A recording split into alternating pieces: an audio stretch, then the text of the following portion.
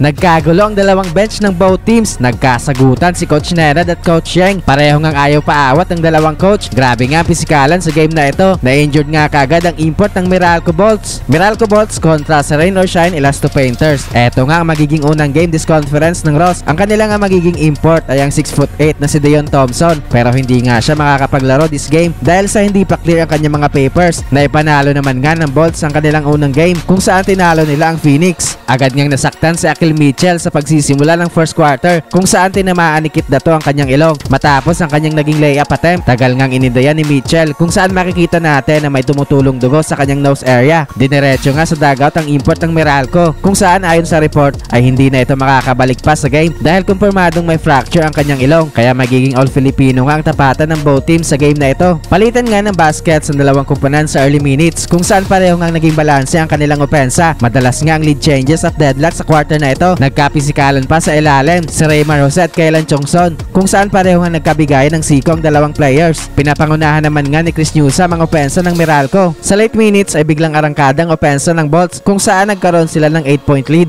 Step up nga dyan ang kanilang second unit na maintain nga nila ang kanilang lamang na yan after ng opening frame 33-25. Second quarter ay naging in control pa rin nga sa laro ang Meralco Bolts. Umabot na nga sa double digit ang kanilang lamang after ng short corner jumper ni Newsam. Naging agresibo nga si Nunyo sa pag-atake sa basket this quarter kung saan madalas nga ito nakakapag-draw ng foul. Halfway ay patuloy ang pag-init sa opensa ni Newsam kung saan nagkaroon ito ng 5 straight points, kaya hindi din nga makalapit basta-basta ang Rain or Shine this quarter. Pero sa late minutes ay nagkaroon ng run ng Ross sa pangunguna ni Mike Malonzo at Kit Dato. Baba na lang nga sa 2 puntos ang kanilang hinahabol. Natapos ang second quarter sa score na 52-49, 3-point lead para sa Bolts. Third quarter ay patuloy nga ang pagiging agresibo sa opensa ni Kit Dato. Pansamantalang ang nakuha ng Ross ang kalamangan kung saan nagkaroon agad ng counter ang Meralco. Halos lahat nga ng kanilang mga players sa loob ng court ay umaambag sa kanilang opensa. Nagkaroon pa ng slam dunk si Quinto mula sa baseline. Step up naman nga sa kabila si Adrian Nocom sa opensa ng Ross, pero hindi nga sila makahanap ng spark offensively kung saan balik sa double digit ang kalamangan ng Meralco sa halfway mark. Tuwing magkakaroon nga ng run ng Ross ay agad namang nagkakaroon ng sagot ang Meralco. Bigla pang uminit sa opensa si Johnson Rio sa late minutes kung saan naging agresibo nga ito sa pag-atake sa loob ng paint. Lamang ng 8 points ang Meralco, 89-81 end of third frame. Fourth quarter ay patuloy ang magandang pinapakita ng Bolts sa opensa, pero paunti-unti nga ang pagbawas ng Ross sa lamang ng Meralco sa early minutes. Nagkagulo pa sa laro kung saan nagsimula nga yan noong nagkasagutan si Coach Nenad at Bo Belga. Kitang-kita nga dyan ang frustration ni Coach Nenad kung saan nakijoin na din nga sa gulo na yan si Coach Yeng at tila sila na nga nagkakasagutan ni Coach Nenad. Pareho nga natawagan ng technical ang coach ng both teams. Patuloy nga ang pag-take over ni Nocom sa opensa ng Rain or Shine.